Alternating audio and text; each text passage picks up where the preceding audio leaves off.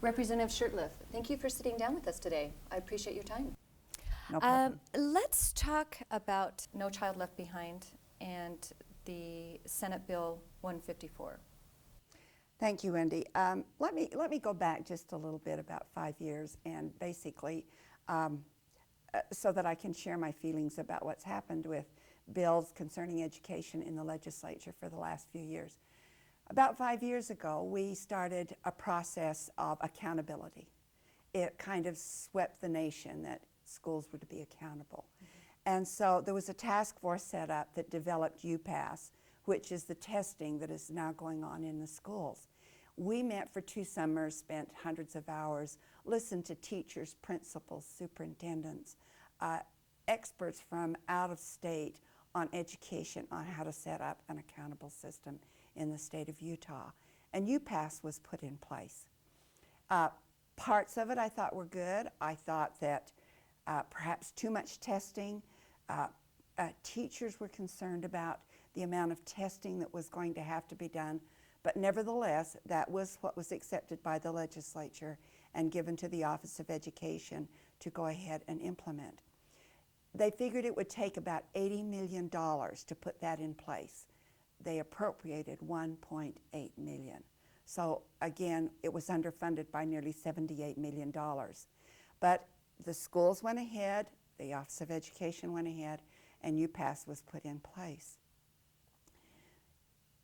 The governor appointed a coalition of businessmen, and they met a year ago, and they came up with what they wanted, competency-based education.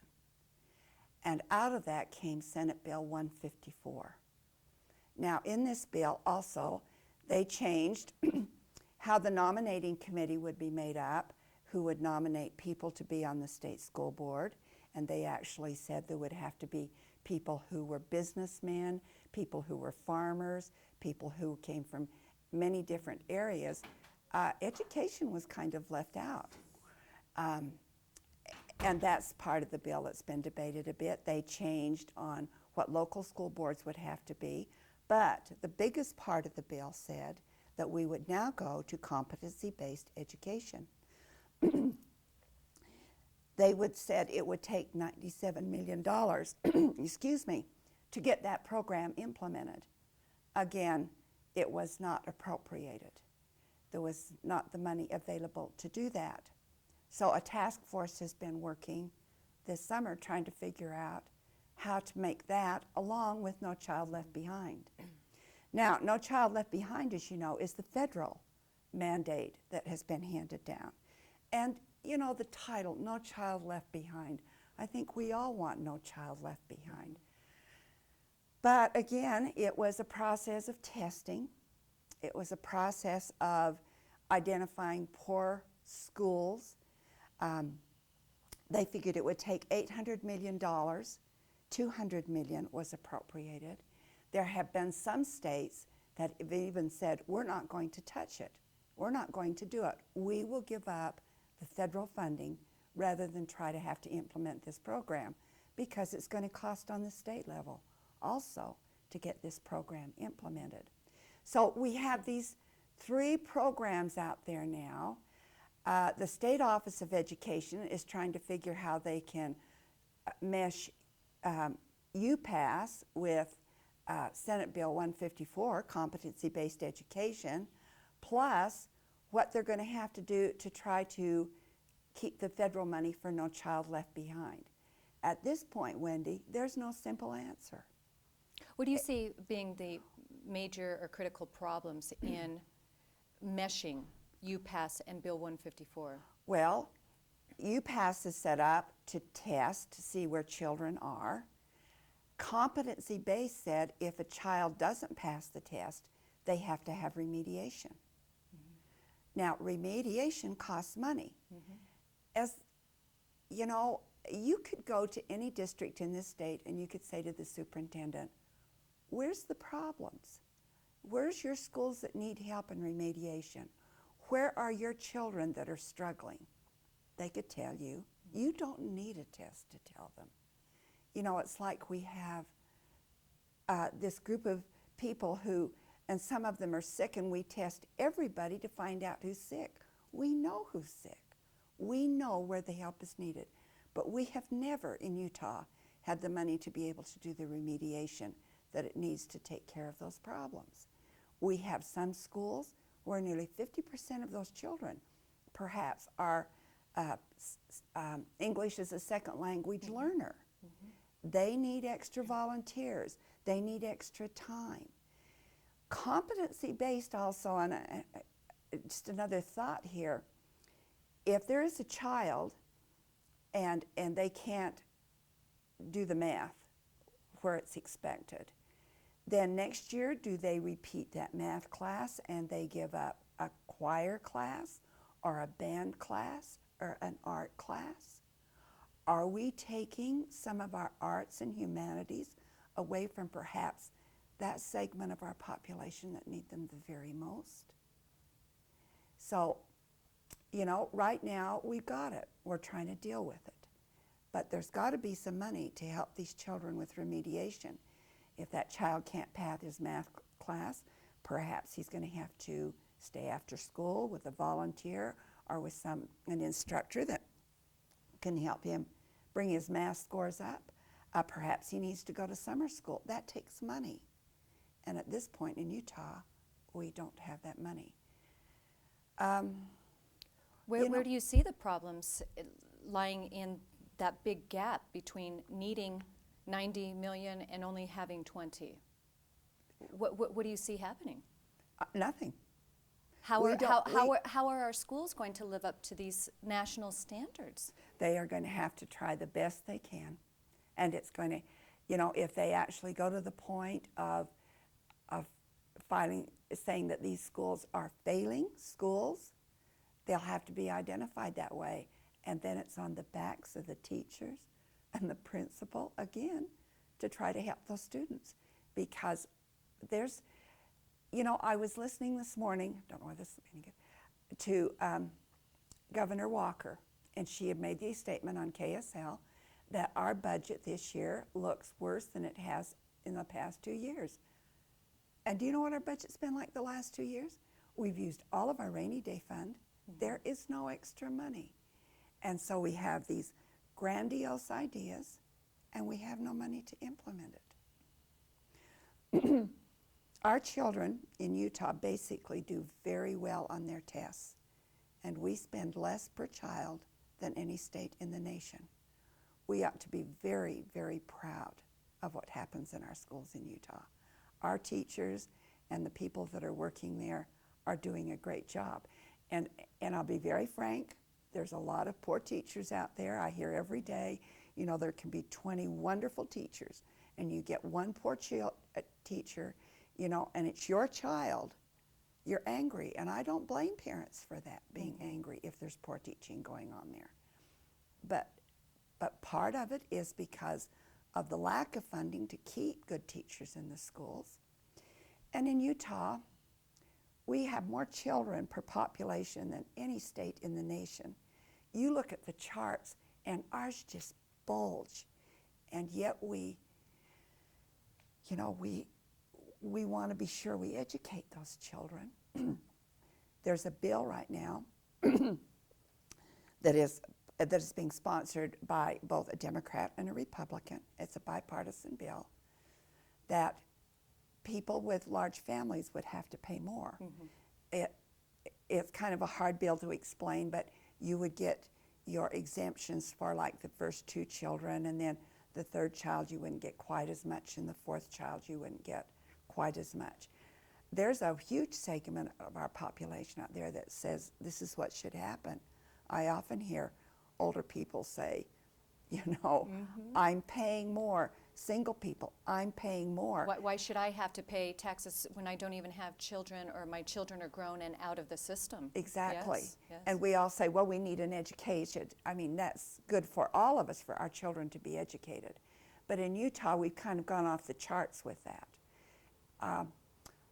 I was speaking to the university women a few years ago, and they were talking about this, and this very lovely lady stood up and she said, I get really angry. She said, there is a doctor that lives next to me that has a swimming pool and tennis courts and a wonderful home, and he has 10 children, and he brags about paying no taxes in Utah. And she said, that makes me angry.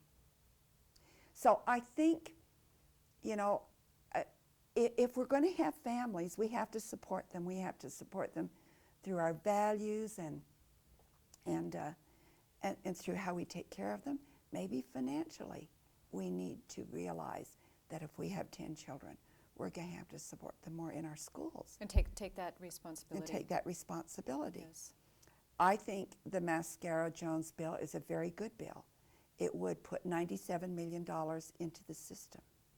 And I think, you know, that would be a good way to go. Whether it can make it through the system, I don't know. There's one legislator who has 10 children, and he said, guess I'll have to pay some taxes. So it's going to be interesting to see what happens. But we really don't have the money in Utah to fund these programs. And maybe what we're going to have to decide is we only fund Bill 154 grades K through 3. Maybe we're only going to have to say, well, maybe we can do some work in the middle school or the junior highs. Sort of refocus.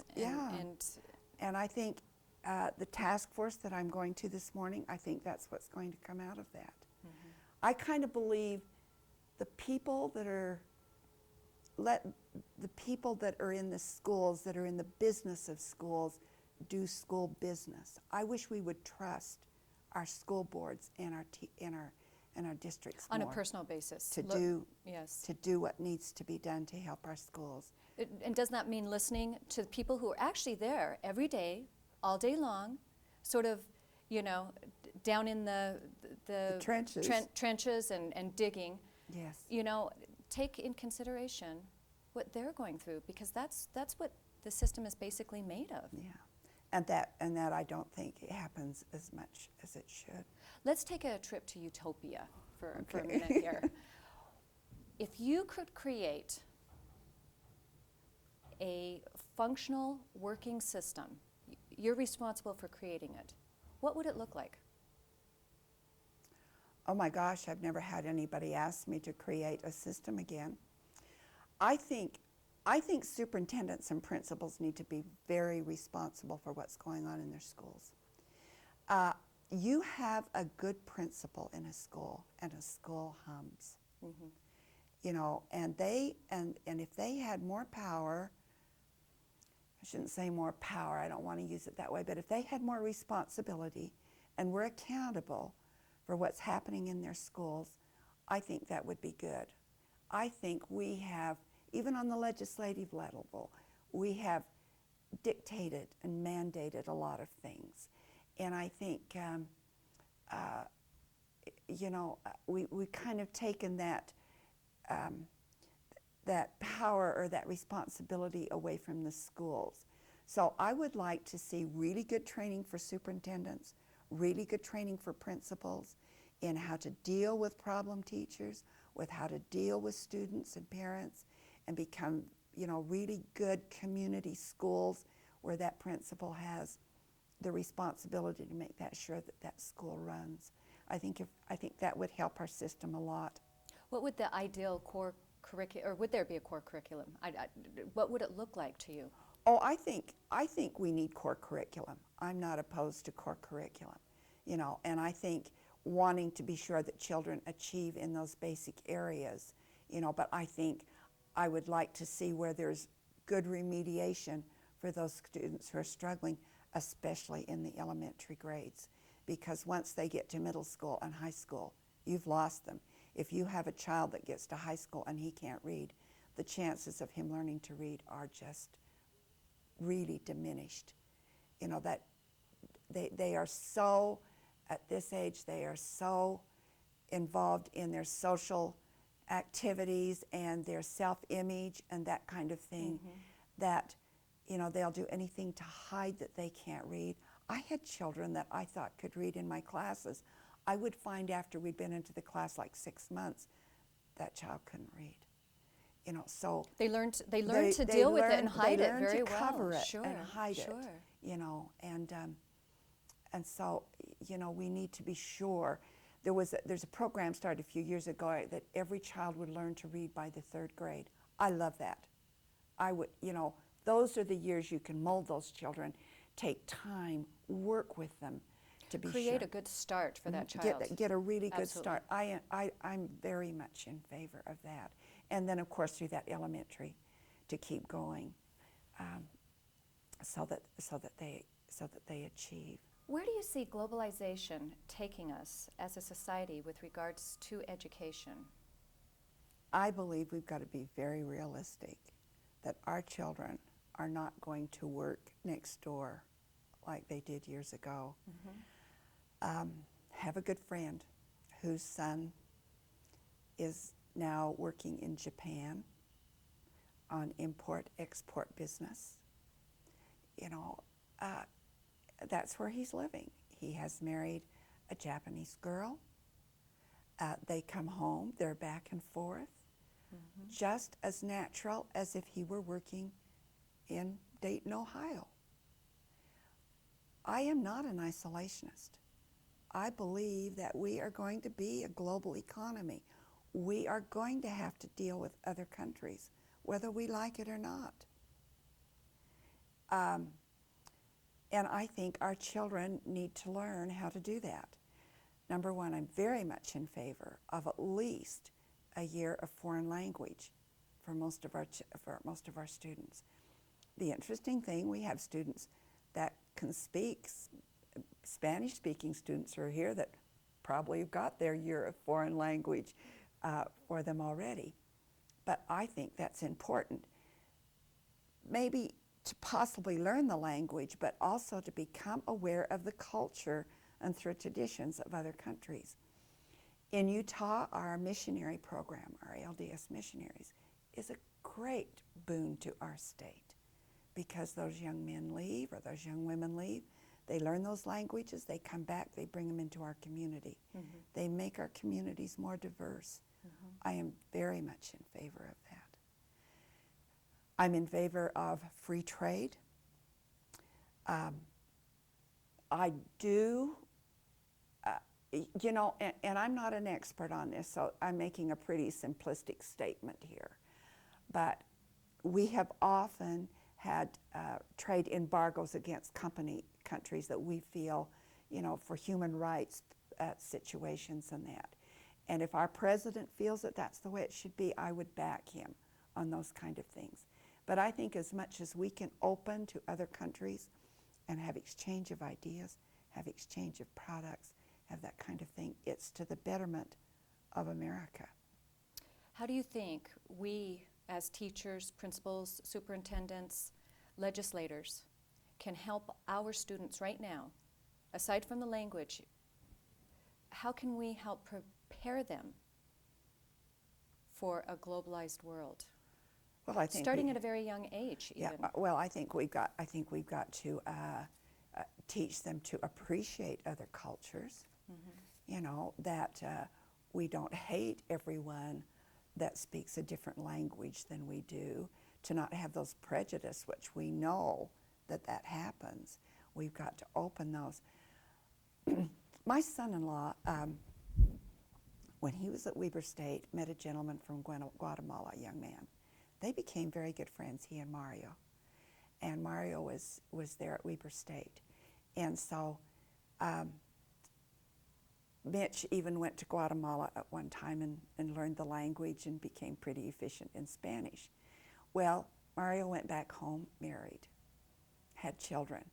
He came back and stayed with my daughter and my son-in-law and their family and meshed these two families in a way. Mario's children went to school for a couple of weeks with my grandchildren. And it was amazing how much my grandchildren could speak the language, became acquainted with these children, introduced them to the children in this school. What a great chance they had that they still talk about. Mario was able to do this twice. They've not been back for a few years. In fact, he's moved to Florida now. But, I mean, let's teach these children that people from other countries are wonderful and that exchange of ideas is a great way to go. Based on that, as you probably know, we have a local school here, West High, that is quite diverse. In fact, my own son goes to West, and he loves the fact that there are lots of people of many colors and diverse backgrounds. But we also have a lot of schools, more than not, that don't have that diversity. Is there any way of incorporating diversity into those schools? Well, you hope there is. I mean, you hope that somehow they do programs. That's a really good question. I don't know that I have a good answer. I guess if individual teachers would bring people in, if they would take them on field trips, if they would, I guess they could, I was going to say they could change boundaries, but we have way too many schools that are very homogeneous in our state. And do you think that there's a chance that that might be The boundaries a problem with our core curriculum, is that we don't have anything involved in that core curriculum that allows the teacher to make time for things like that? That could be. That could be. But I see the state office, I see people writing core curriculum trying to include that more than exclude it. Okay. You know what I'm saying? Now, whether the teacher incorporates that or not, I'm not sure that, you know, these schools that are very homogeneous is just, they're going along, they're teaching their math, they're teaching their science, they take a foreign language, they learn a lot through that, which is great. But perhaps they don't have teachers of different backgrounds. That might be a good way to do it. Or just don't have opportunities to do as much as they should. Maybe they need to look for more opportunities, and exactly what those would be. I taught at Ogden High, so there's a lot of diversity at Ogden High. We never had that problem, you know. And so I don't know that I have a good answer on how we could get more feeling, global feeling in those schools. It just takes some good teachers that's willing to do that. Sure. Obviously some creativity Along the line there. Yes. And I don't see the State Office of Education, you know, trying to hold that down at all. I don't know. Yeah, I was just wondering if they were even promoting it. I've gone to core curriculum sites, and I don't see anything in particular that really promotes that heavily. Good point. So, that I wouldn't know. Yeah. Yeah. Taking in consideration the rate of changes in our global world, where do you see globalization taking us as a society with regards to education in, say, 20 years?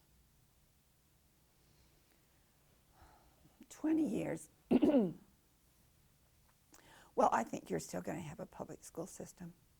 I do think you're going to see where young people are able to right now, you know, we have a lot of students who are going on to college in their senior year. They're able to leave high school and go on to their senior year. We see more schools for the gifted. We see more concurrent enrollment in the high schools. I'm not sure we won't see more opportunities for students to advance faster, to move through their educational program faster if they're able to do it. Mm-hmm. I think that's a trend. Now, I do have to tell you, I'm not sure I agree with that. I think students have to be mature emotionally. You're talking about the social aspect of the child's life. Sure. The social aspect of it. I mean, most of us, we talk about our high school days as some of the best days of our lives. Mm-hmm. And I'll tell you, it wasn't because of the math class. It was probably because of the extracurricular activities and the fun trips we remember. And I'm not sure that we want to take those away from children. But I do really see a trend of trying to push children through education faster. Who do you think is pushing? Parents. Parents, and do you see and corporations, part of that, the corporate world, with their hands in the that? The corporate world wants them to be prepared. I don't see the corporate world really pushing them through, but they want them to be prepared. You have one child come out that can't do math you know, and he's hired at McDonald's and he can't do his math. They identify the whole educational system as kids that can't do math. So we've got to prepare, we got to be sure that every child can do at least math for McDonald's when they get out of high school. Sure, and if they want to take a job at McDonald's, that's because they wanted to rather than because they couldn't do other things. Other things. So Okay. corporate world looks for them to be prepared. And I don't fault corporate world for that. I think our students need to be prepared. But I do think the schools need more money and a chance to help those kids who are deficient. And I think that's where we miss the problem. What do you think is behind the initiative of parents to push their children through the school system quicker? You know, we hear these radio programs. If you want your child to read by the time they're 4, you can buy this program and you can learn to read by the time you're 4. Now, if my child reads by the time they're 4, they're going to be better than any other child in this class. Is that, we want our children to succeed, you know? And that gives them, unfortunately, by the time they go to school, that gives them the disadvantage because now they're in a classroom where probably 80 to 90% of the kids are not on the same reading level as this 4 or 5-year-old. Just relax. Yes. Let that child be a child. Let them learn to read with the others. They'll learn to read just fine when they're 5. You know, I had an accounting class at one time, bright young people. And this came up a little bit about, you know, put the slower ones together and the faster ones together. And I said something to them about, when you were in elementary, did you like being the bluebirds or the cardinals or whatever because you were better? They hated it. And these were the bright children. They said, we had more fun when we were just all together. And again, I'm going to give you a couple of my experiences because I certainly live off from those. I was teaching an English class and I had 42 10th graders. And of course it was just wall-to-wall children. And I said, we've got to make this class smaller. Some of you are going to have to move to another class. And they said, oh no, don't do that, you know. We want to stay in this class. So I said, all right, if I leave you all in here, you have really got to be good. And it was an interesting class because I had some of the brightest kids in the 10th grade in there, and I had some who were really struggling. And it was a teaching year that I learned like I can't tell you. But those slower children learned from those brighter children. We would have these class discussions that were just unbelievable. And I had to do it because if I did a written paper, it was huge. And these kids sitting back there learned from those bright kids. Now, if those kids had been pulled off and put in a slow class, they never would have had that opportunity. Now, I don't want to say we need to use our bright kids, but there are some, we need to realize that kids like to be kids. They like to be with everybody. They like to be friends with those that struggle and those that are bright. And what they bring to each other is great because those brighter kids have an appreciation for those children who struggle too. Yes, and I've never known personally segregation to help anyone. To help anyone. Regardless of why kids are segregated. And we have tried it through the years, and basically competency-based would do a little bit of that. Yes, it would. And then therein lies the trickling effect down to the social realm of how it affects the students. Exactly. As part of the legislative process, what are you doing at the present time for our students and our school systems? You know, as far as like sponsoring a bill, you know, I do have a bill on fee waivers because we have some districts in our state. In 1985, they passed a bill, and it was a lot from the federal, that no child who came from poverty would be required to pay fees at a school. Now, they only charge fees at middle schools and high schools. So the law was passed on our state level that if they're in the poverty level, they pay no fees.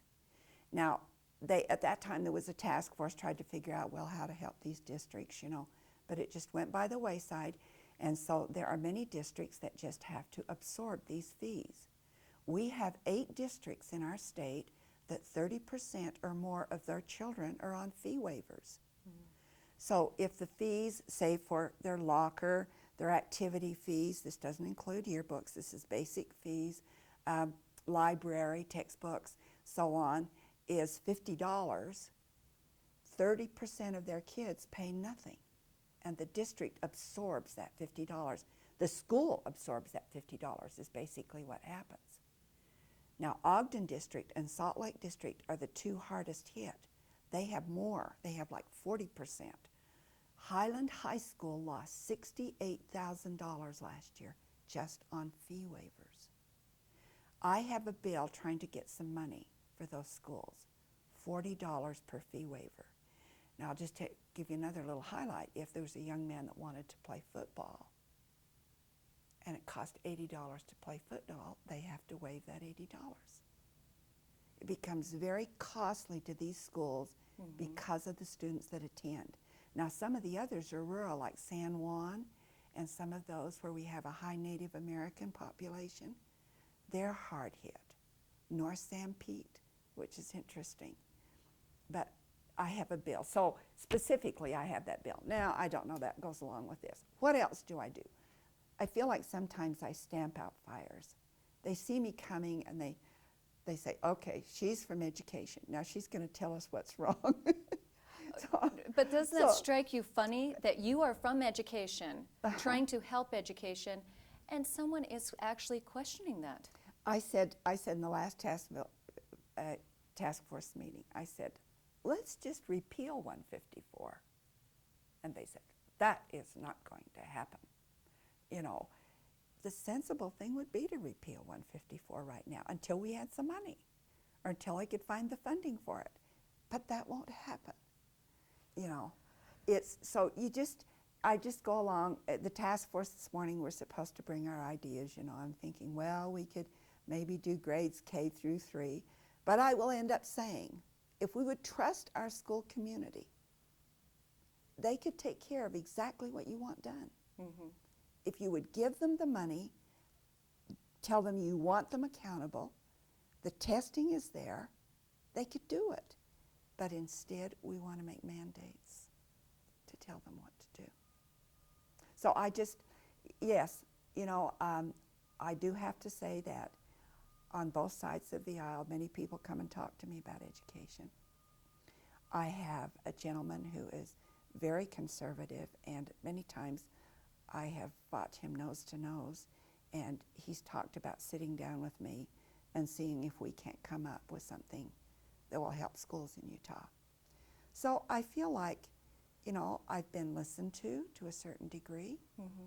I have been ignored to a certain degree, but I feel like I have brought a voice for education to the legislature. And it sounds like there might be some sort of compromise there.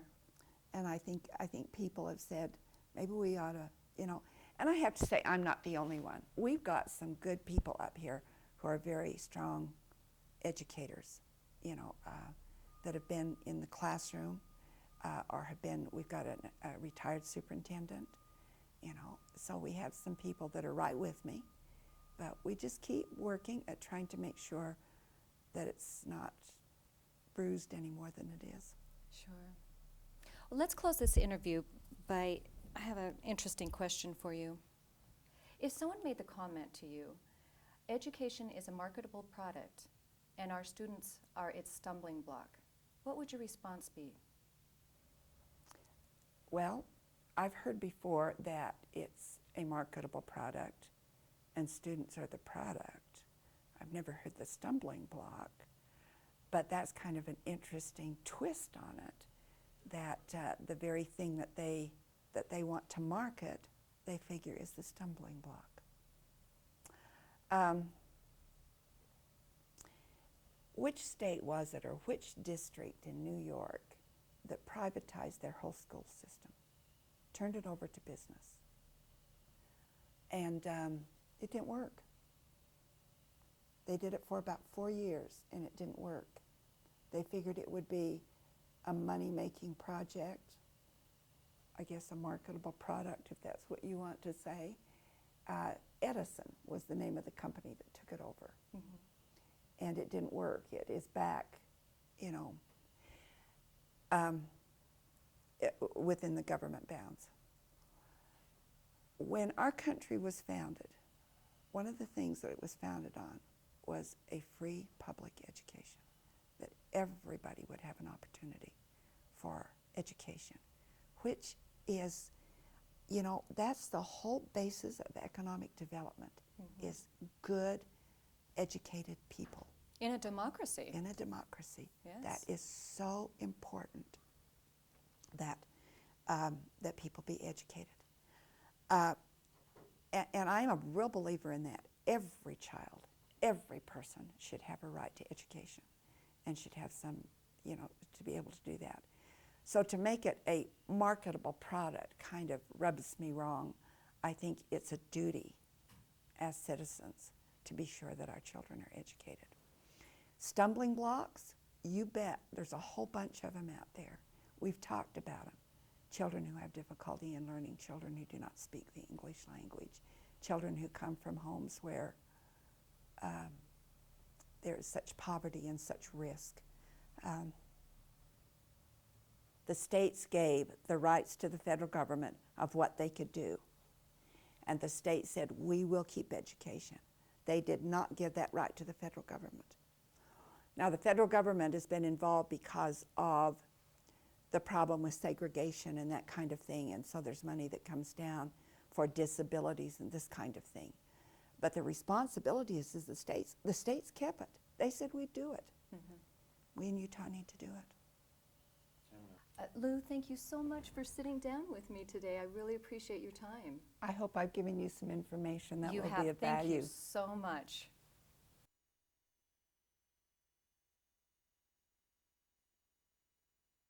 Dr. Sudbury, thank you for being here with me today. I appreciate your time. Pleasure. Let's discuss your position here at Management Training Corporation.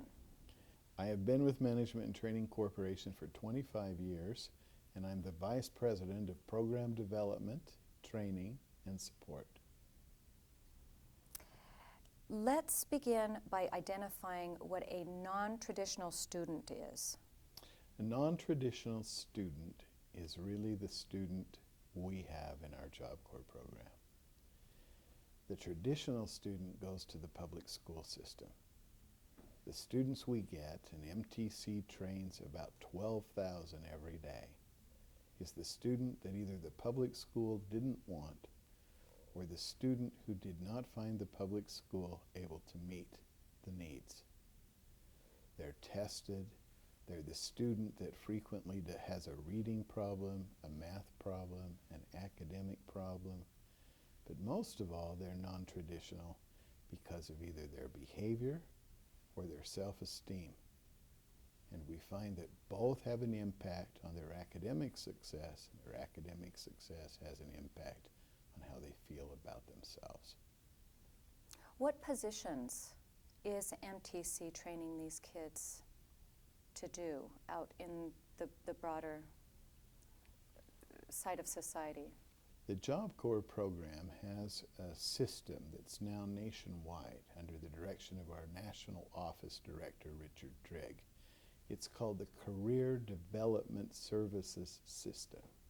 And it recognizes that a student has to be prepared for a variety of careers that match their interests. So at our various Job Corps centers, and there are about 119 Job Corps centers in the nation, we operate 24 of them.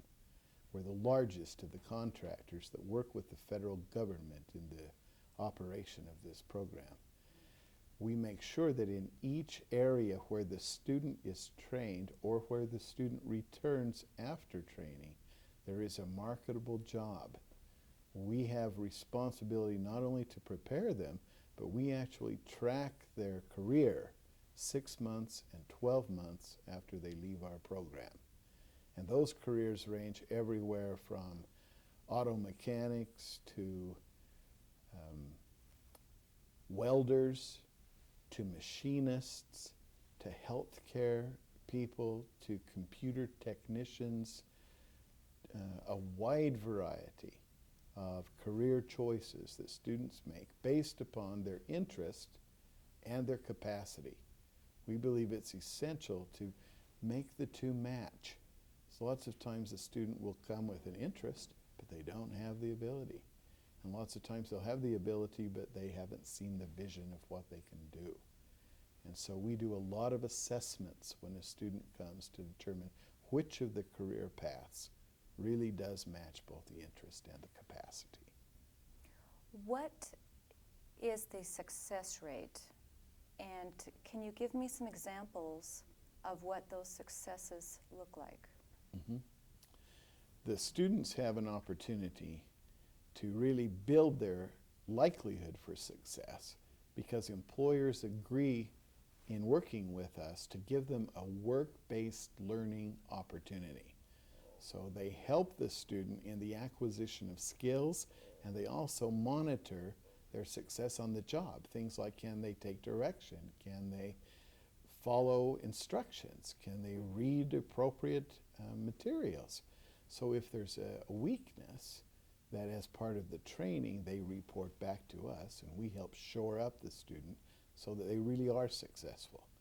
It's not just a matter of our saying, well, you can do this, this, this, this in the shop, and then good luck to you on the job. We work as a partnership with those who are going to receive the students at the work site and actually determine whether it's a social need, whether it's an instructional need, whether it's a technical need, but whichever it is, we're equipped to work with them to make them successful. So the numbers of successes that we could enumerate are many. We take a lot of the chance out of it because we have an opportunity to watch them on the job. Number of students that come to Job Corps and they never think they can do any of these things. We had a student at Clearfield when I was the center director there named Jesse Baker, and he was convinced he was a slow learner. He'd been told that 1,000,000 times over. We had to put him through a basic reading program, a basic math program, and the teacher said, we can't believe that he's in there. He's such a smart boy. Passed reading, passed math, sent him to the GED. As he was boarding the bus for the GED, he got back down the stairs and said, I can't do this. I'm a slow learner. I was the manager of academic programs at the time. I took him by the arm and I said, Jesse, we're going up these stairs. You are going on the bus. You are taking the test. Took the GED test at Weber State College, and I believe to this day he has the highest GED score at that college, that university now. He later became a computer technician, earned his master's degree at the University of Utah and became a computer technician. We walked him through each of the steps. He did on-the-job training, work-based learning, tremendous success, one of the most brilliant minds in that industry imaginable. And that sounds like an extreme case, and it is in some ways because he thought he was so deficient and he was not. But it is reminiscent of the huge majority of students that we get that have issues with how they view themselves and their capacity, and the success in the trades that they select as a result of giving them hope in these areas and help is a tremendous advantage of Job Corps. Fantastic. And it sounds like you were able to track him. Oh, yes. Which, we're required by law to track these students.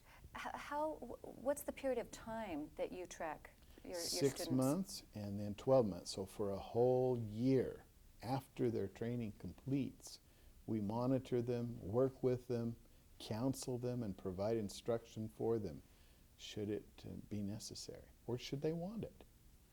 Even though it may not be governmentally mandated beyond 12 months, does your corporation find yourselves following these people many a little further? times. Many times, because the students themselves are the ones that want to keep the interaction going. They really form a bond with their vocational instructors, with their residential advisors. Really, in many ways, because Job Corps is a residential program, the link that had been missing in many of their homes has been established through our program. And it's much more than just skills training. It becomes people in place of parents and in place of associations and relationships that they just did not have the privilege as they were growing up. What do you view as the primary differences between the non-traditional student and that of the traditionally educated student? One of the big differences is that the traditional, well, it's not always the case, but many of the traditional students will find a way to succeed whether or not they have a program like ours or not. They have had opportunity. A lot of the students we have whom we consider disadvantaged are disadvantaged because they haven't had opportunity. Not necessarily because they are less capable or they are less competent, but they have had less opportunity. So a lot of ours, that's what we provide. We provide the opportunity. Also, a lot of them want one-on-one instruction or need one-on-one instruction. They have found themselves unable to compete very well. And that inability has caused them to want to either withdraw or to act out. And so we get a lot of students who will want to sit in the back of the room and do nothing, or we get a lot of students who try to cope with what they perceive their inability to be by acting out.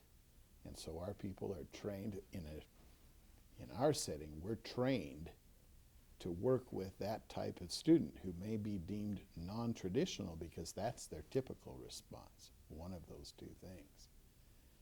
Also, they need some choice. They need some choice in their learning. And in the traditional point of view, they generally come and there is a program for them which they need to comply with. In our setting, we believe that a student does better if they have some element of choice.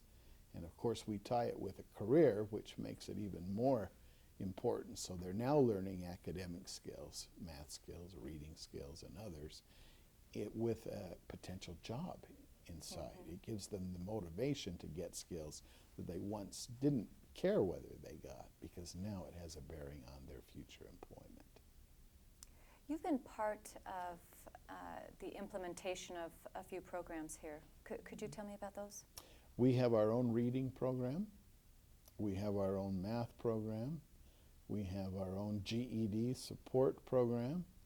We have a social skills training program. We have our own web-based training program for residential advisors.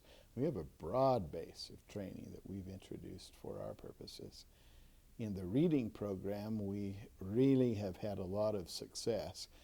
Students take the TABE test, Tests of Adult Basic Education, and we just did a corporate review of the program for the last year, the last 12-month period ending October 31st. And of the students who score below the level of functional literacy, that's below 520 on the TABE, 5 for reading, 510 for math, in those cases where they can't read a newspaper, they are below the level of functional literacy, in the 8 or 9 month period that we have them, on average, the grade increase just received from all the data of each student individually was an average of 2.6 grade level increase in reading and 2.5 grade level increase in math. We think that's evidence that the program that we're using with them, which involves a lot of direct instruction, a lot of modeling of skills, a lot of things that some people are afraid to really tackle in a classroom, but the success has been phenomenal. George Bush has gotten a bill passed by the name of No Child Left Behind. Does this bill affect your curriculum here at Management Training Corporation and Job Corps? Not at all. And the reason that it doesn't is because that philosophy has been our philosophy since we started in the 60s. The children, well, they're not children, they're youth, they're young adults, have already been left behind. And we realize that when they come to us, this is the opportunity for them, maybe for the first time, to not be left behind. So we believe in that. We believe in accountability. We believe in testing. We believe in identifying where the skill deficits are. We believe in giving them the tools individually or socially or whatever it takes to give that student, for many cases, this is their last opportunity to get we have students between 16 and 24 years of age. It's not uncommon for us to have students who arrive here at 21 years of age and they can't read. They're functionally illiterate. A huge percentage of them have not obtained the skills they must obtain. We can't just say, oh, that's what you scored, you're left behind. We have to take that opportunity to seize their willingness to once again put their lives in our hands and let us use our instructional methods, our expertise, and our experience to make sure they succeed. It's a mission, and we do succeed with a huge percent of those who have been left behind.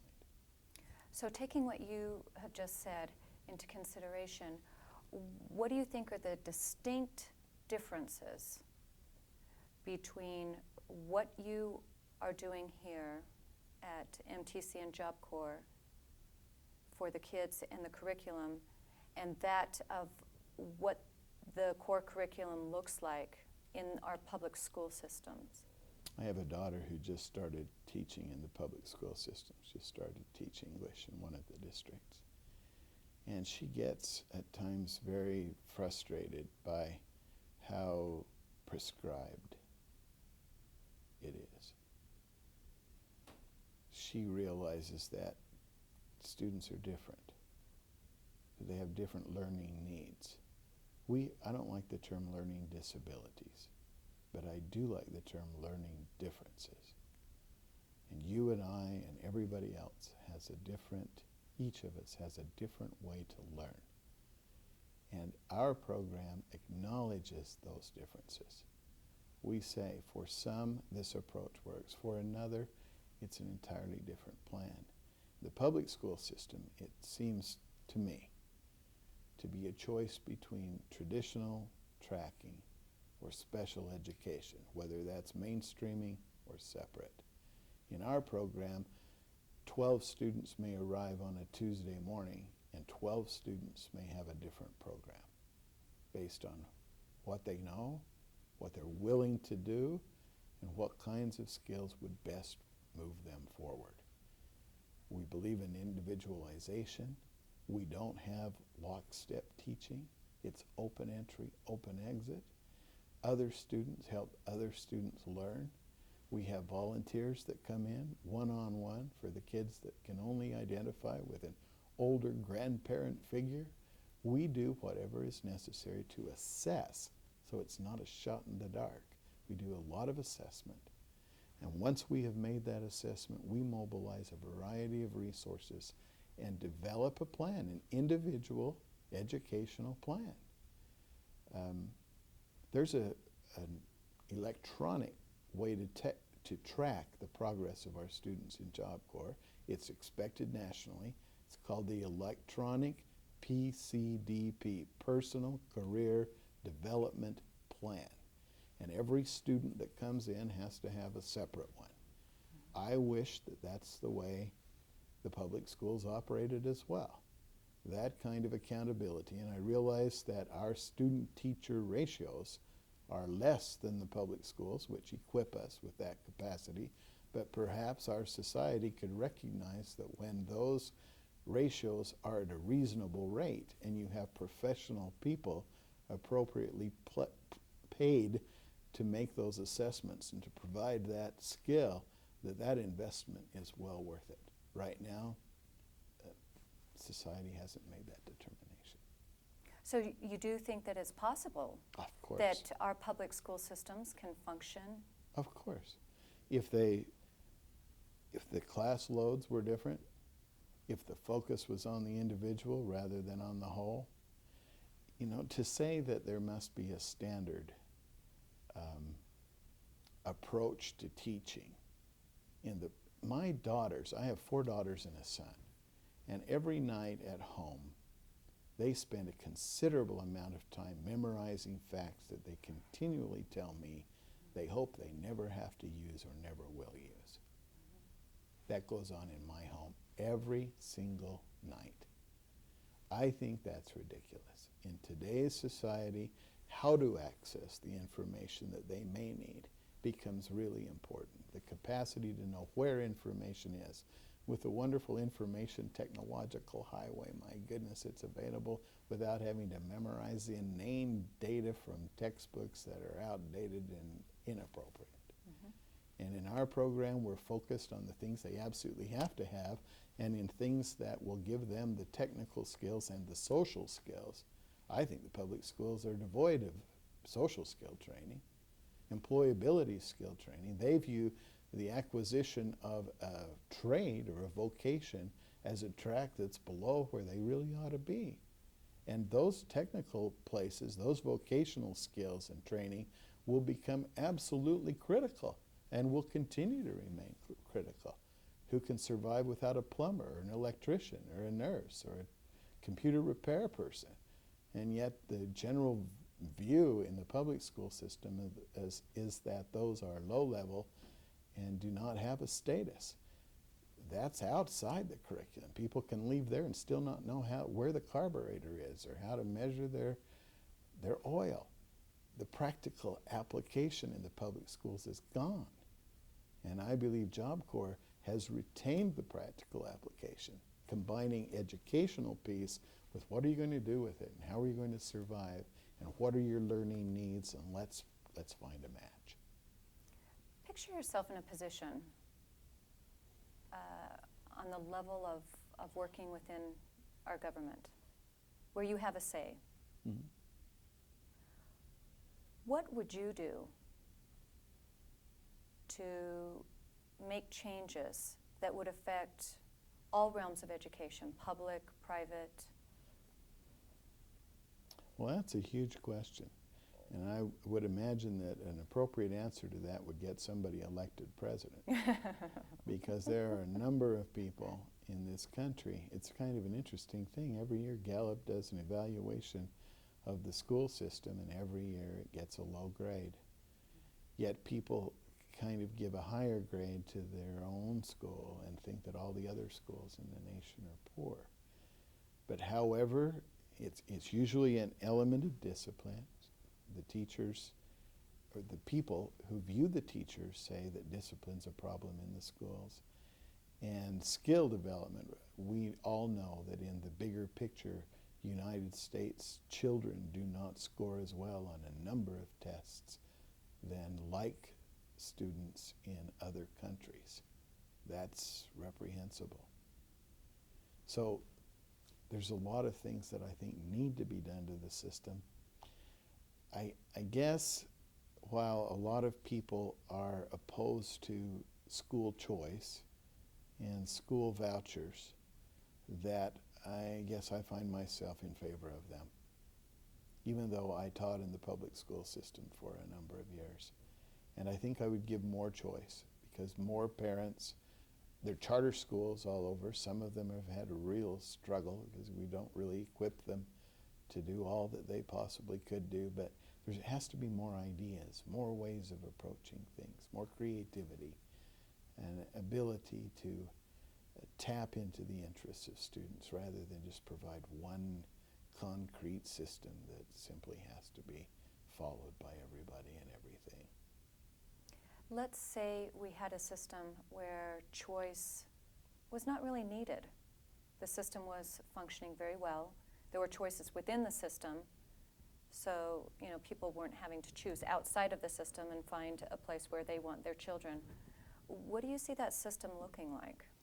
I'd see the system that values the teacher, first of all. Mm-hmm. There's two things in the public school system, if it's ever to turn around, that I think, and people talk about them all the time, but nothing seems to end up substantively done.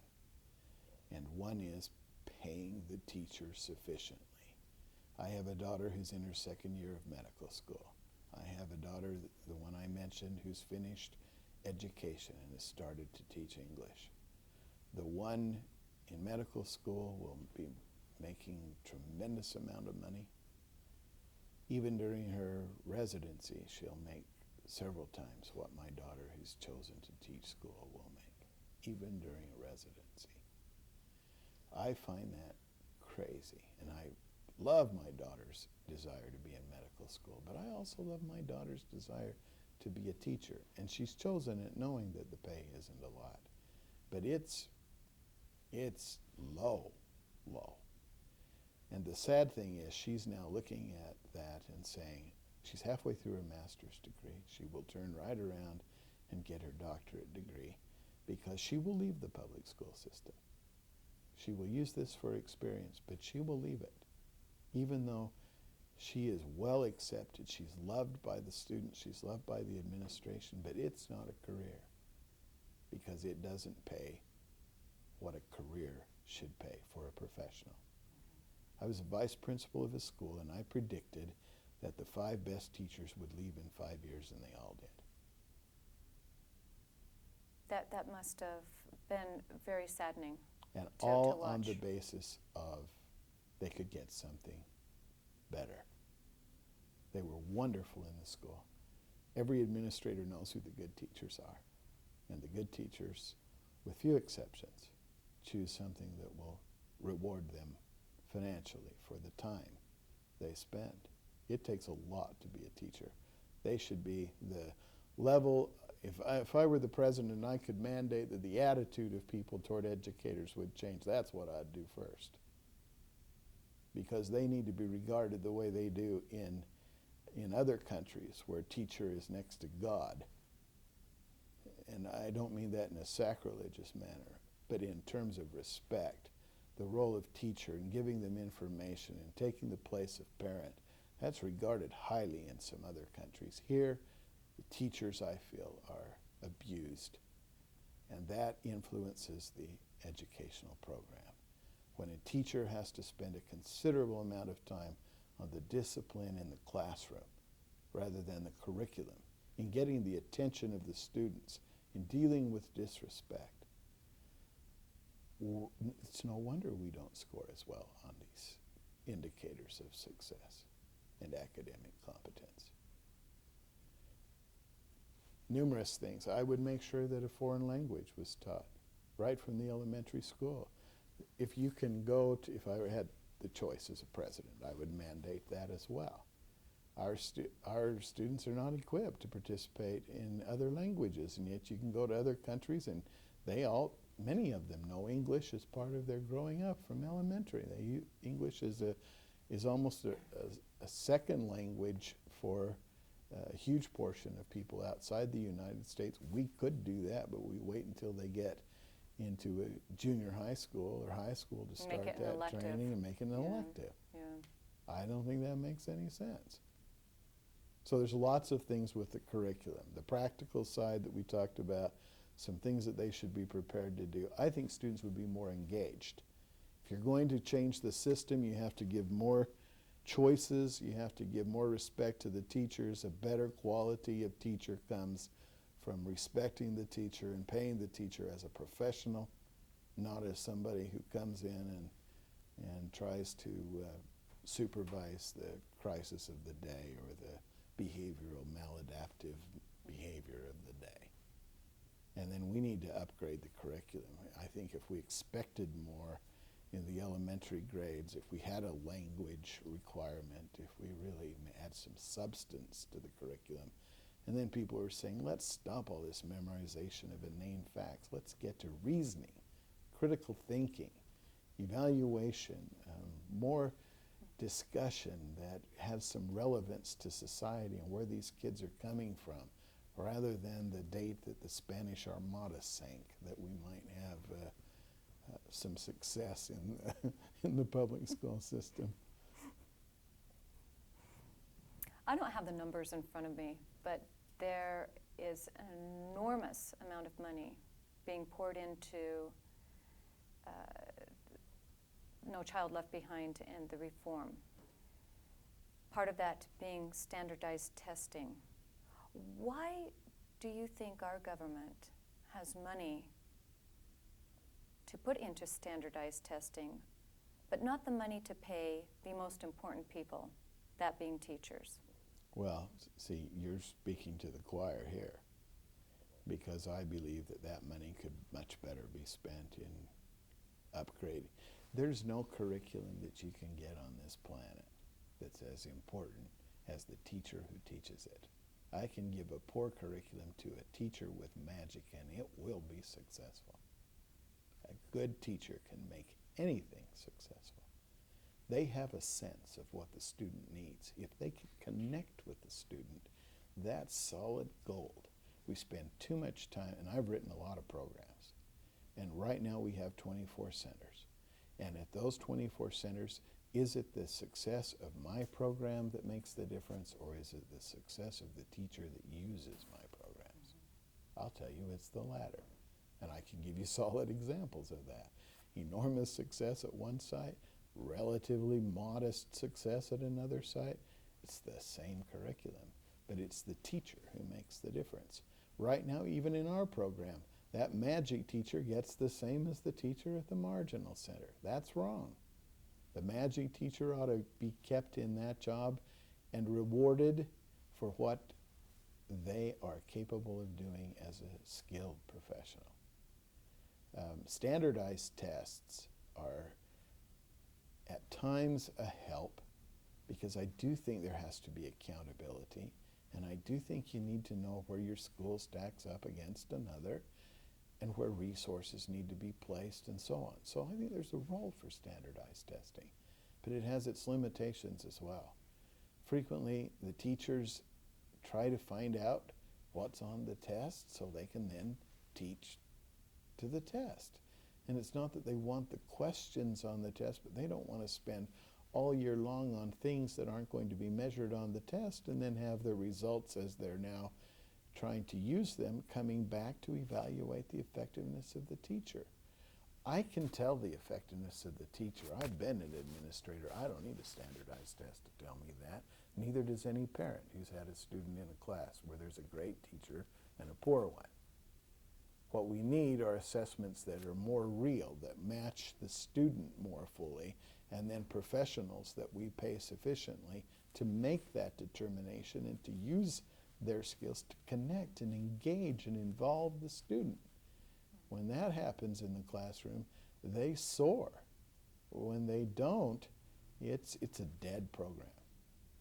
I have a feeling that a lot of people think that this standardization of tests and more accountability with states and local systems and pumping all that money into those kinds of things is the panacea for the ills of all the body politic, and it is not. Hasn't been, and it won't be. Where do you see the role or the non-traditional student's role in a globalized market? And how do you prepare the non-traditional student for that market? I think the student who comes to us, the non-traditional student, can be every bit as prepared for participation in a global market as any other student. In fact, some of the things, a lot of the so-called non-traditional students are the ones that have the creativity and the innovativeness, the edge to the way they operate their lives. Some of them are risk takers. Do you know that I have often said in Job Corps that the students that we get are the most survivors that I have ever seen. They're the ones that take all the things that have been against them, and you know what, like those dolls that you knock down and they keep coming back up, that's the way the non-traditional student has had to be, just to survive. And I think they're the perfect ones. They're willing to take a risk. They have been able to cope. Given a few skills that programs like ours are able to give them, they become some of the best candidates in the world for interactions with other cultures. That's another thing. The non-traditional student is generally put in an environment with non-traditional cultures, a variety, diversity. They love it. They really enjoy people of other countries, other ways of looking at things. They're very open. Where some in the more traditional track are convinced that their way of doing it, or one way of doing it, is the only way to go. So if I was saying which group could be better prepared for a contribution to a more global economy or globalization, so I think the non-traditional students, given appropriate skills, are better candidates. Dr. Sudbury, thank you for being with me here today. Pleasure, thank you.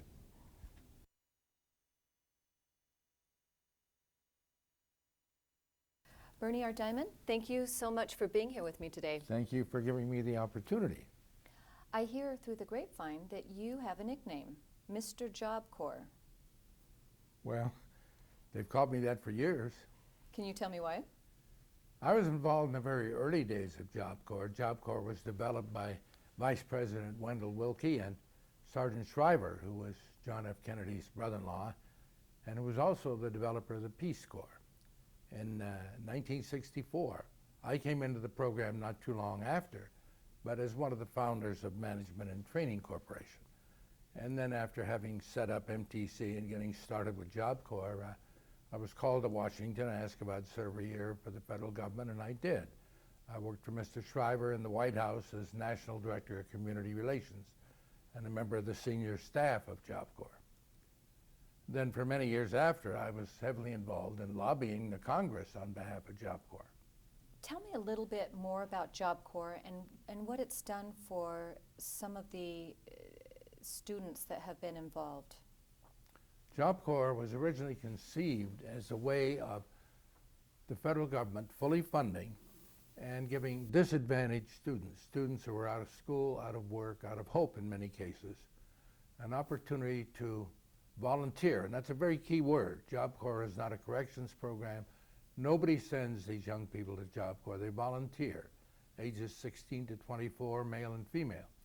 And they volunteer to go into a residential setting for up to 2 years, depending on their skills and their educational skills coming into the program.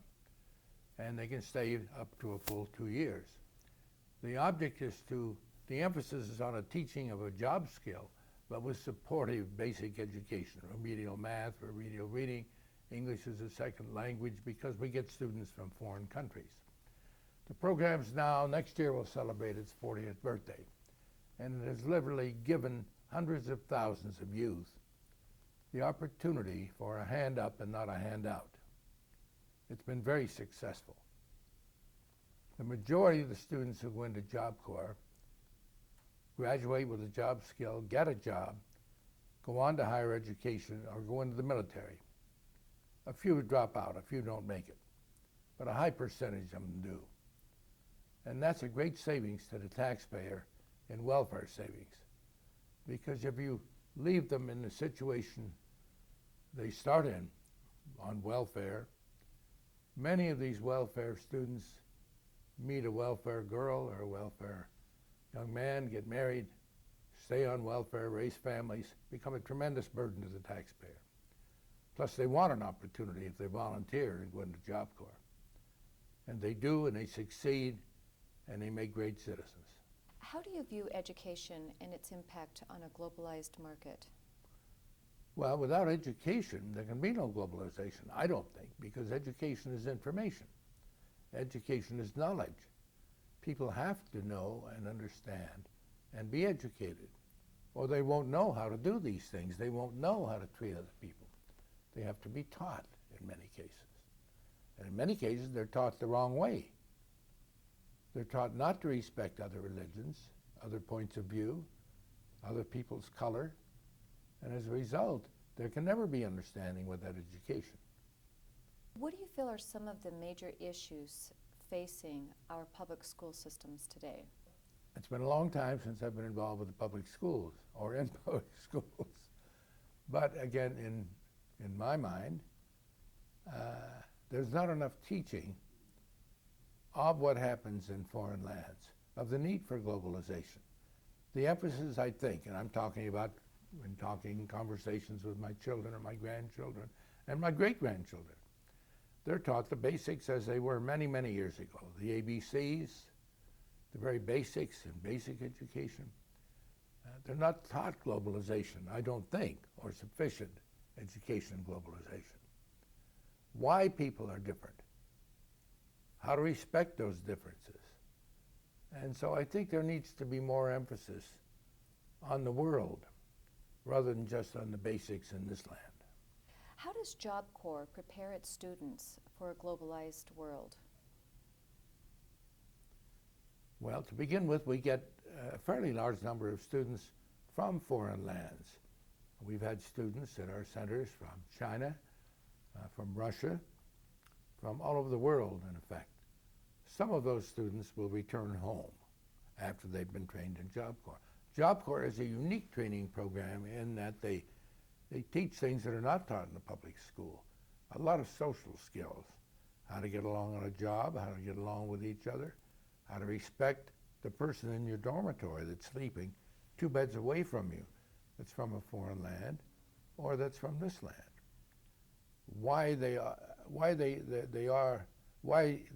way they are, a difficult sentence. And so social skills are taught, I think, a great deal more in Job Corps.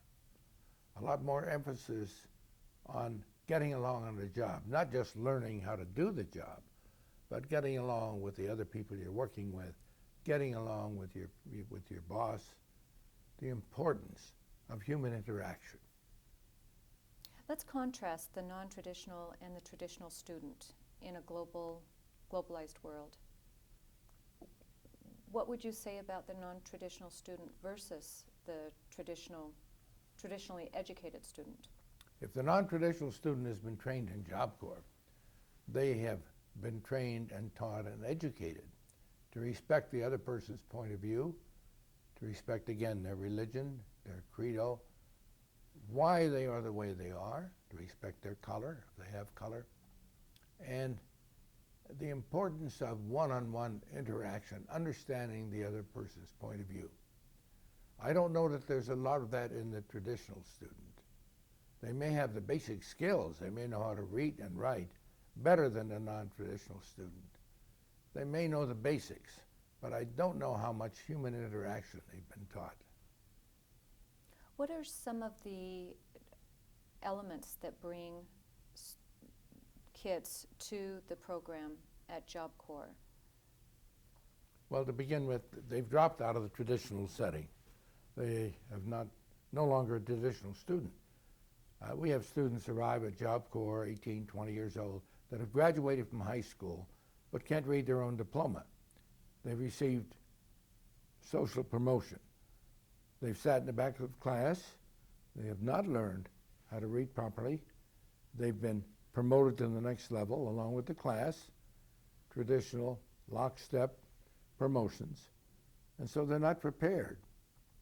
When they come into Job Corps, they're taught one-on-one almost, and very different methodology, much of it developed within our corporation, MTC, a different way of approaching education.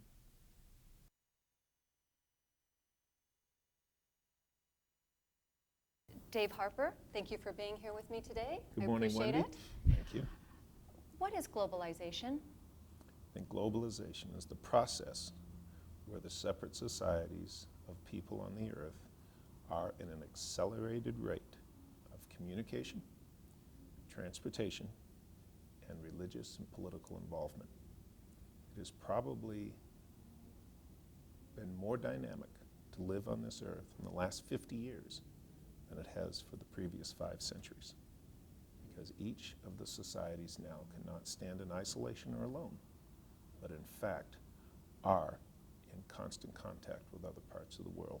Technology is a help, but also there's an openness on the part of young people to investigate and in some ways incorporate other cultures into their cultures. India is not immune. It used to be geographically. The subcontinent of India was a place that was cut off by the Himalayan mountains. That's no longer true. Or China used to be isolated, or Japan had a mainstay of isolation, now no longer. So since World War II, globalization is probably the major movement among peoples, as I said, since the last 500 years. How do you feel about free trade? Free trade is a two-edged sword. It causes countries to decide between the benefits of globalization, i.e. trade and contact with the outside societies, or to protect their own industries.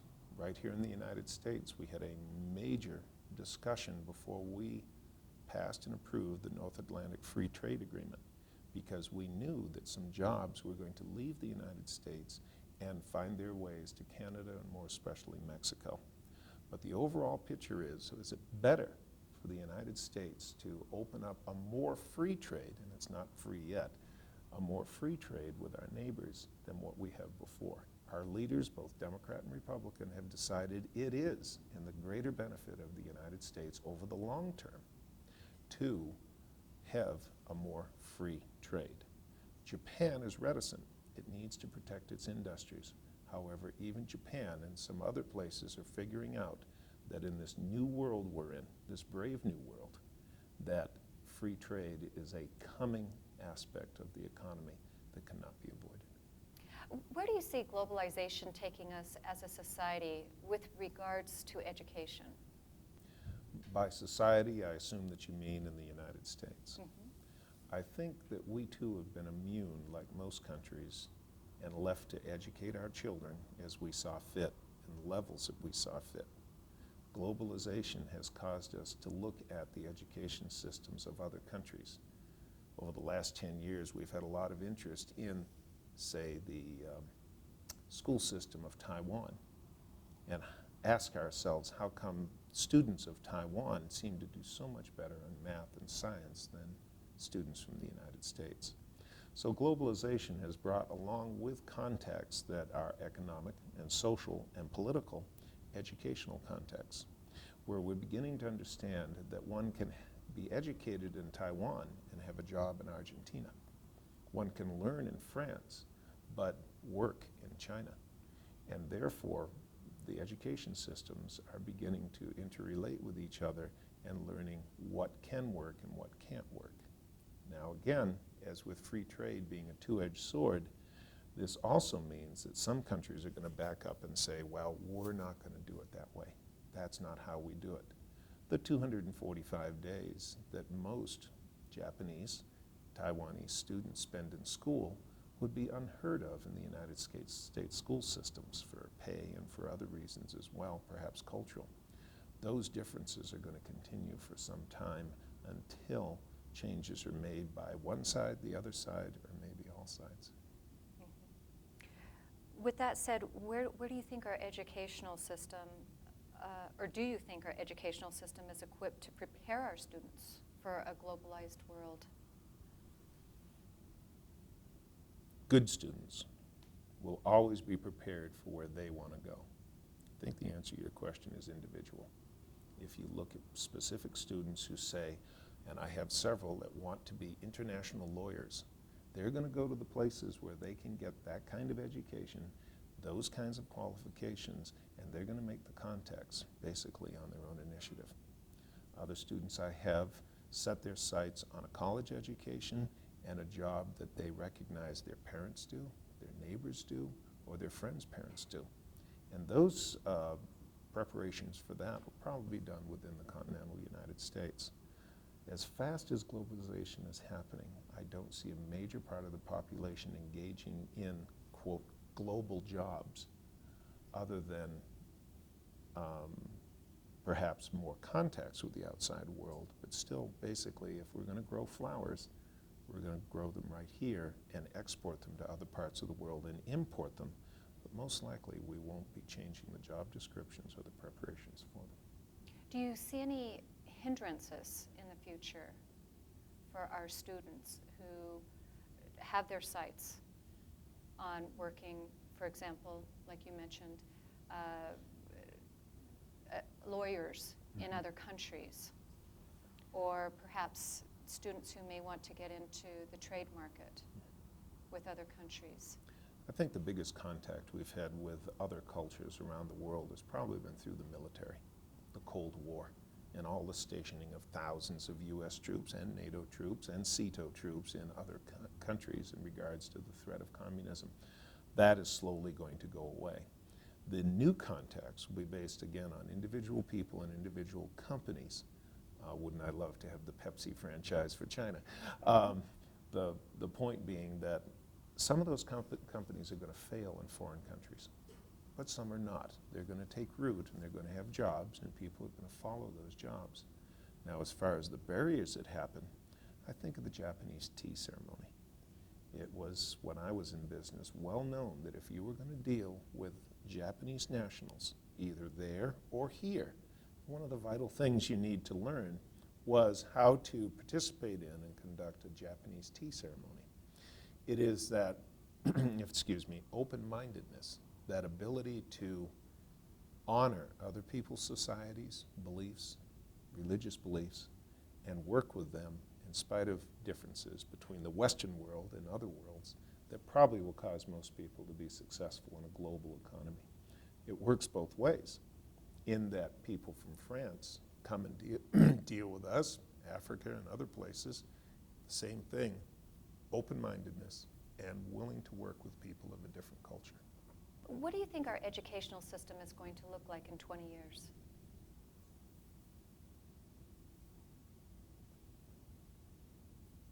It's hard to say. Some of the trends that are happening now cannot be avoided. Demographically, more than a quarter of our students are going to be Hispanic, and 40% of our students, I expect, will come from another culture, not the traditional United States icon of what United States citizens are, such as you and I grew up in when we were young. That changing population is going to require adaptation on the part of the school systems. We've started it now in a law called No Child Left Behind. The goal is that no child, regardless of their background or immigrant status or language status or disabilities such as learning, communicative, or behavioral drawbacks, will be left behind. Now, we've been doing a good job in special education. One of the reasons it's been happening is because we're individualizing the education system to the needs of the student. I see that trend continuing, and I see that that trend will probably increase the need for good, committed teachers that want to help each student succeed in their classes. Now, No Child Left Behind may be just the beginning, but the overall trends in education is flexibility, adaptation, and the ability to change both curriculum and how we teach to respond to the new things that are coming.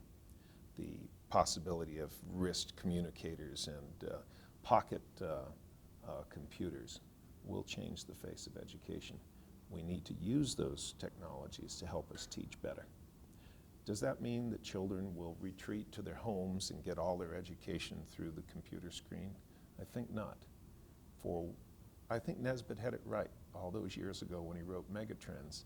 I think that with the high technology comes the need for the high touch, for the social awareness, and for the social interaction. So I see schools as continuing in their role as a place where kids can learn to be together, work together, live together, and their practice for being adults. I don't see that role changing. I see that role expanding and increasing. But I also see the individualization necessary for each student to pass. And it is my hope that that will continue so that truly no child will be left behind. Be specific on what you see the job market being like in the next 20 years for our students. In Salt Lake City, 3 blocks over, the question is what jobs are going to be available to the graduates of West High School. I don't know. I honestly and truly don't know. There will be new technologies, new inventions, new markets opened up with the help of advertising and public relations, new products and new ways of doing things. But I do know it is crucial that schools not only become aware of, but go into the business community and relate with them with these questions. What kind of workers do you want? What skills will they need to have? And how important are social skills in succeeding in the workplace and helping your company? In other words, instead of education just one size fits all, and we turn out a product, a widget, if you will. In fact, we need to modify our curriculum, and including how we teach, to prepare students for what is going to be out there that perhaps we don't even know about yet. Now, some of the basics are going to continue. Of that, there's no doubt. We can find those out now, and the local Chamber of Commerce has been very helpful with Salt Lake District in letting them know these are the kinds of folks we need with these kinds of skills to help us in our present industry situation and service industry. But that's got to change. If the last 20 years is any predictor, it will change. And we need to see those changes coming, prepare those changes in ourselves, and then prepare our students for the new world that is coming, most likely because of the pressure of the globalization we've been talking about. After all, I am aware of a situation in the winter where we order flowers from Australia. Roses grown in Perth and other places in Australia because it's their summer down there, placed on a jet and transported up to the United States. That means that part of those skills are going to have to be communication, the ability to communicate with not only facts, of course, but with computers and other of the new technologies in communicating with people around the world as we trade with them more and more. So your thoughts that you just communicated, this is pertaining to nationwide as well as globally? I think in answering your question, I was speaking directly to what West High can do to prepare our graduates of the year 2005 for the job market and the service industry market here in Salt Lake City. Now, is that transferable to, say, all the school systems in Utah? I think the divide would probably be between the rural school districts and the urban school districts. But I would see a Los Angeles school district, a Denver school district, Chicago school districts as being even more involved in this issue of preparing students for the jobs that are here, but also the jobs that are coming. Why more involved? Numbers of students, more resources within which to do that, and the kinds of contacts that take place between LA industries with the world are so much greater than what we do here in Salt Lake City. So it's just the massive amount of people and industries that would center around a Los Angeles school district or a Denver school district as opposed to a smaller community such as Salt Lake City. Well, thank you, Dave. I really appreciate your Thank you. being with us. You're welcome.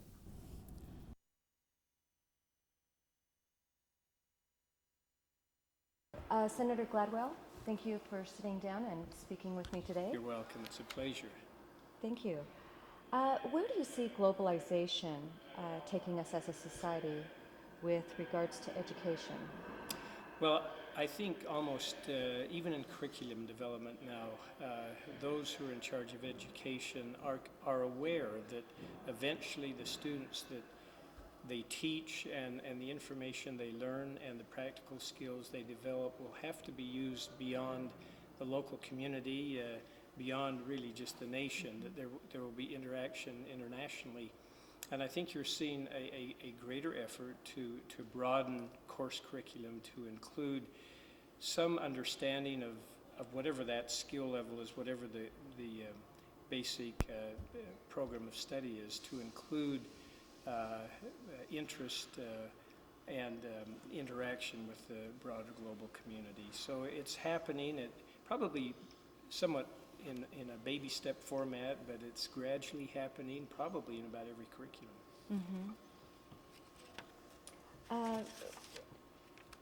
Mm-hmm. In his essay, William Tabb from the Queens College and Grad Center wrote, "Today we are often told that education must be made more efficient by being forced into the market model, moving away from the traditional concept of education as a publicly provided social good." What does that mean to you? Well, this is an ongoing debate that is picking up momentum, particularly in a society where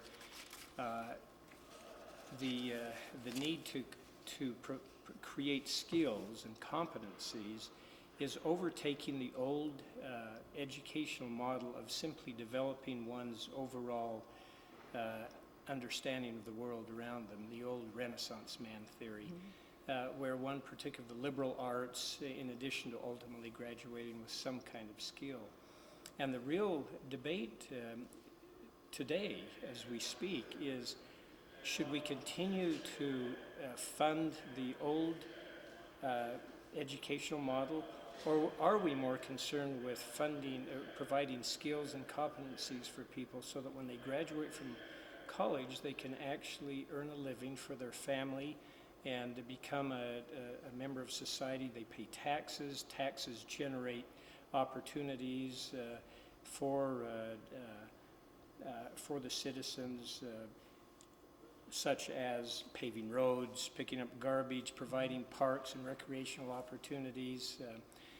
You'll see a lot of bonding issues on the ballots these days, addressing needs that citizens have brought to governmental entities. And so the real issue is, should someone graduate, as an example, if someone graduates with a degree in accounting, they may have an opportunity to begin working at a firm for $23,000, $25,000 a year. If someone spends a year at an applied technology college, they used to be called applied technology centers, learning diesel mechanics, they may start a year later earning $70,000 a year. And so the marketplace is more interested in skill development and competencies. Manufacturers want people who know how to weld. They don't care if they know how to, if they've read a lot of Shakespeare or can read Chaucer and speak the old language, which is some of the liberal arts training I had. I graduated in English literature and loved, you know, that background, but I was useless to society in terms of actually being able to support a wife and a child who I had at the time of graduation. And so this is going to continue to be an ongoing debate. Do we reorganize educational opportunities strictly for the market, or are we more concerned about the broader education of the individual? And I don't know if that's what this gentleman meant, but that's the debate that is going on now. Okay. Which side of the debate do you see yourself sitting? Well, it's very difficult to make that final decision, and I'm not sure I have decided. I do know this: 80%, and studies are consistent in reporting that 80% of future technology jobs, and this includes computer skills as well as other technical skills, that I should say that the future job market will be soliciting those with these technical skills. And those technical skills are being naturally developed in places like applied technology centers.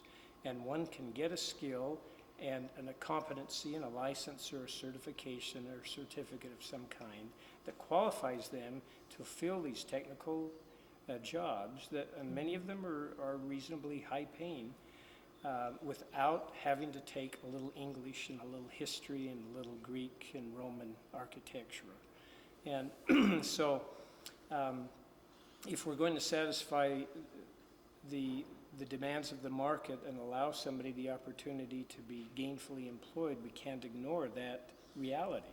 On the other hand, nobody is willing to give up the opportunity for the broad liberal education that so many of us of my generation enjoyed, because schooling, when I was growing up, college at least, post-high school's education meant that you would have a broad liberal education of some sort and then major by taking a few more classes in that major. Now, people are faced with a different choice. Do you want to go that route, or do you want to go the skill building route? Higher education has recognized that the competency, skill building demand in the marketplace is something they cannot ignore. And so there's a meshing that is occurring. The applied technology centers, as they used to be known, which were primarily linked with public education, high school students who wanted to become barbers or beauticians or... Almost like a trade school. Oh, yeah, kind of a trade school. Yes. They became applied technology colleges and are now under the auspices of the higher education system. And even though they're separately funded, because we're still trying to decide exactly how they fit, it's very clear to higher education officials that both competency, that higher ed needs to address both the competency and skill development, as well as this broader liberal education that makes the whole man or the whole woman. Definitely. Taking in consideration what you said and focusing on the skill-based, what do you think our schools could be doing now, particularly elementary and secondary, to get our kids ready for that world out there beyond the formal education? A natural national movement that has taken place, and Utah has caught up, we weren't the leaders by any means, is to actually look at public education as an opportunity to develop skill and competencies. Now, these are basic skills like reading, language arts, mathematical skills,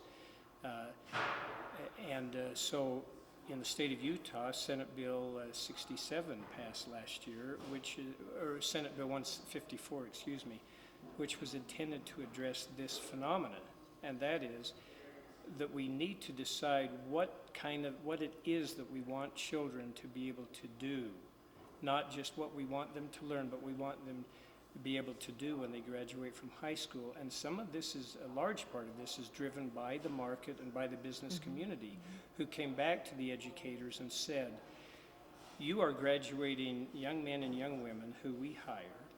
They can't write a memo, they can't write a letter, they can't engage in a meaningful telephone discussion without using MTV language, and we have to literally re-educate them, and they do. The Quest Stars and the large manufacturers actually have separate programs where these graduates from high school learn basic writing and reading and mathematics skills, applied mathematics, so that they can become a productive worker.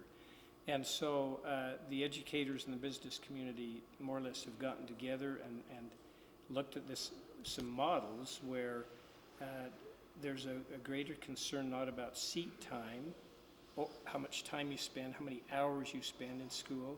There's not quite the same emphasis on what a teacher teaches.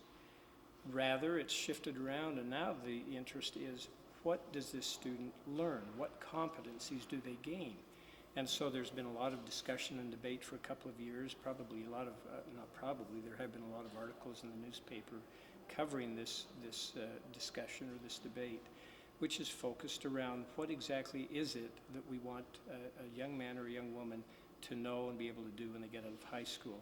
And so we're starting to talk about things like core curriculum and competency-based and outcome-based education, where if a student can demonstrate that they can actually perform this skill, whether it's reading a book and writing a summary and to prove that they can actually read and understand what they've read, or perform a set of applied mathematical problems or equations, whatever that is, whatever the outcomes are, and that's part of the big debate now. But at some point we need to be able to say, we can measure, here's what we would like this young man or young woman to learn, here's how we will measure it, and at the end we're going to be able to present someone to society who's capable of, again, providing for themselves and for their family and become a productive member of society. It doesn't exclude electives, which will provide music and other kinds of training and poetry and what have you, but the focus on language arts and mathematics and a few science-related studies is what will be the new focus. Okay. And so that is being done right now, and that's how you would then prepare one perhaps to make some life-altering decisions about, do I go on now just to, increase my competencies, or do I get a liberal arts degree and then continue on in that fashion? And there has been some discussion about at some point having two separate tracks. That's the European model. Not everybody's convinced that's the way we ought to go, but that's how in-depth the debate has become. And sticking with the core curriculum and bringing in No Child Left Behind.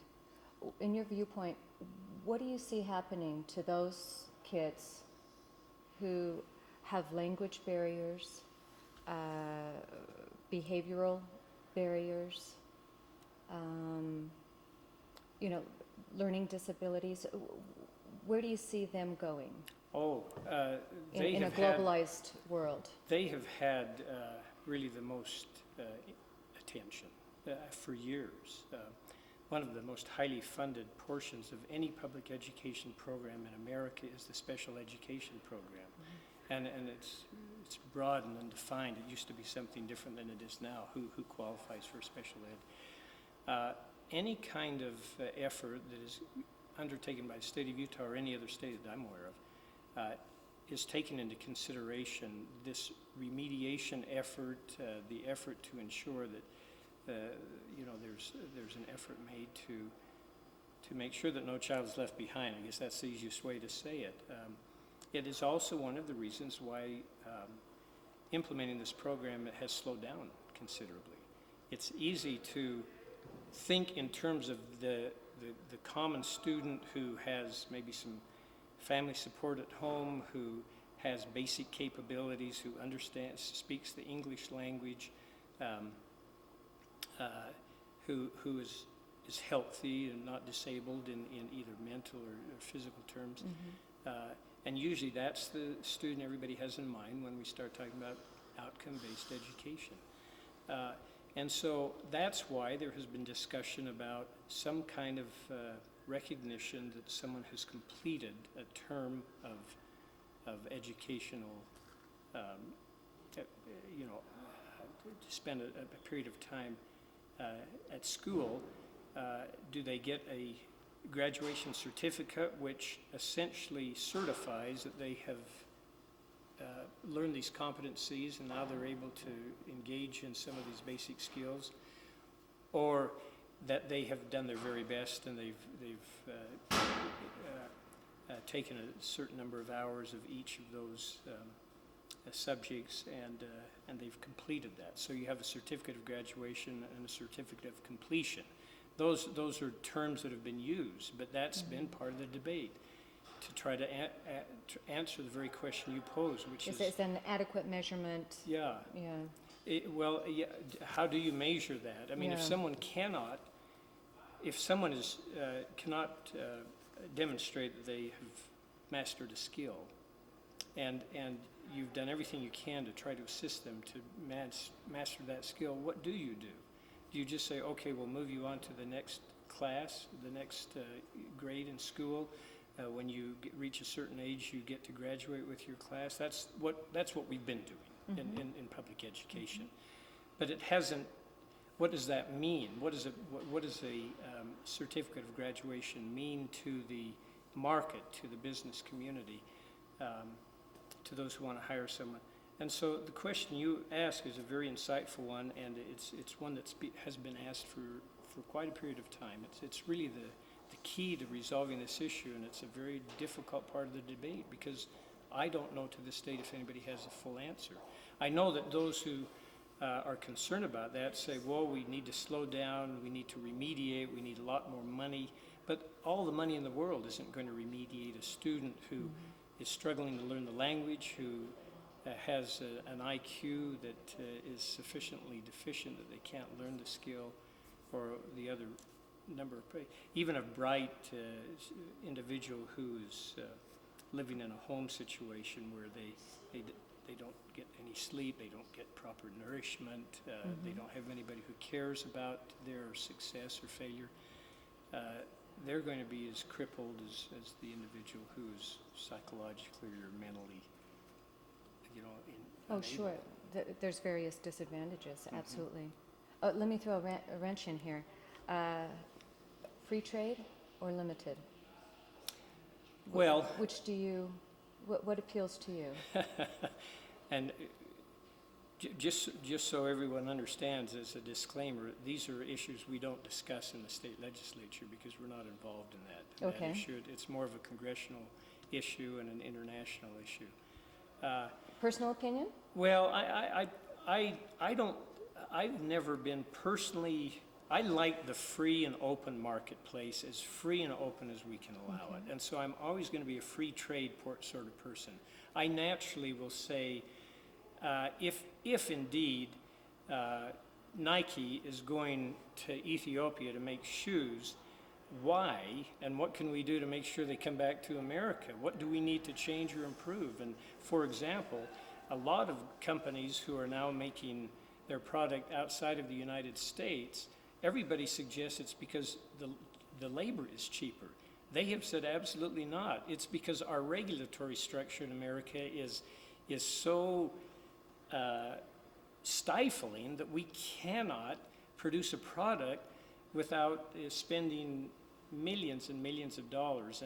And if you want to hear an interesting debate on that, talk to the pharmaceutical companies and how long it takes and how expensive it is to manufacture a drug that is useful to you Even and get I. it approved. To get it Even approved.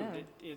They spend billions of dollars and years to develop it. And so when they finally develop it, and this is happening in America because this is where the brain trust of the world is as far as pharmaceuticals, and yet it is virtually, well, it's extremely difficult. The hurdle is very high. That's an example. The pharmaceutical industry may be a little bit different simply because we're ingesting that into our body and we're concerned about that. But our regulatory structure prevents new products from coming on the market. Sometimes we have a very heavy litigation environment, which is so concerning to some producers of products that the products that may be very beneficial to society never get on the shelves because of the fear of litigation. So people move outside of the United States. It's our very freedoms that allow us to question producers of products and seek new products that also is maybe has our hands around our own throat. Picture yourself as a student of any age, but of obviously coherent enough to understand everything that you understand right now. What do you think you could or would do as that student, preparing yourself for an open marketplace, assuring that you will be going through school and getting the type of job that you would like? What would you do right now during your formative years? Well, it's an interesting question because I have always felt that I am and always will be a student, a lifelong learner, I guess you could say. I would simply say that whatever your course of study is, it probably, don't be too uptight about have I made the right decision as far as my major or what my courses that I have decided to study.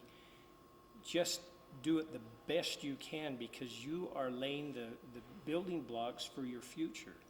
You will never revisit this opportunity again. Certainly when you graduate from college and you're seeking employment, people will be interested in how you performed. They're looking at the A's and B's. But not only when you graduate, 10 years from now, 20 years from now, they may have to reach back into your transcripts as you move about, because this is a society where we change jobs every 3 or 4 years. So I would just say apply yourself, enjoy the process, but work very hard. You may not get second chances, and perform the best you can. When an employer eventually, and most people want to become employed, is really looking at how well did you do with what you had, not so much about whether the topic you took was the appropriate topic. For example, I'll give you this example. I went to law school, and the two majors that they said were of most value was a music major and a mathematics major because of the kind of intuitive thinking or the thinking process that attorneys needed to engage in, not political science or some of the other majors. So I would just say enjoy the process, work hard, learn how to find information, accept challenges, don't avoid them, because you're going to be challenged more in the future than you ever will be as a student. Sure. And one last thing, if someone made the comment, education is a marketable product and students are its stumbling block, what would you say to that? Education is a marketable project and students Is are a marketable product and students are its stumbling block.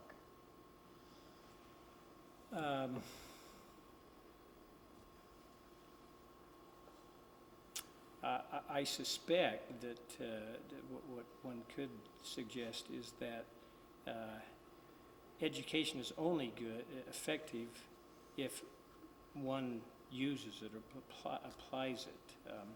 If a person spends 4 years at a university, for example, gathering a lot of information, but never has the ability to interpret it or utilize it in a way that would be useful to mankind, then education never achieved its purpose through that student. So the stumbling block, I guess, would come where one does not apply what one learns.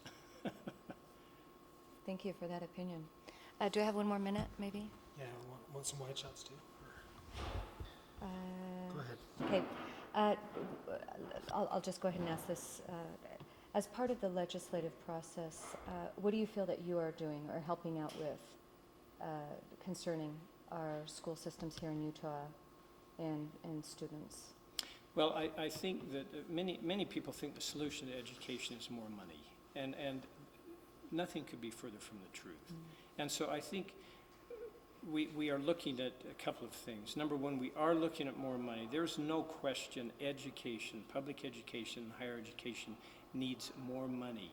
We need more facilities, we need more text materials, we need to attract the finest professors and teachers and give them the appropriate rewards. So money needs to be there, but it's not the only solution. There are structural changes that can take place, and we've talked a little bit today about outcome-based or competency-based education, which will actually utilize some efficiencies that we maybe haven't utilized before, and actually identify what is the core of education. What do we really want somebody who's a senior in high school to be able to look back and say, I can do this, I have learned these skills. And so those are structural changes. The other thing we really need to do is work harder to implement the tremendous changes in technology that have come to us. We probably will never do away with brick and mortar. There's something about going onto a college campus, for example, sitting in a classroom with others, with your peers and a professor, and discuss. That's where education comes. You don't always get that in front of a computer. On the other hand, the reality is there are a lot of students who don't have access to higher education because it's becoming so costly. But if we can allow someone at home on a $500 or $800 computer to get an education cheaper because we're able to disseminate a classroom to the world or to the nation or to the state, then we open up the doors, because accessibility is just as much a problem as cost.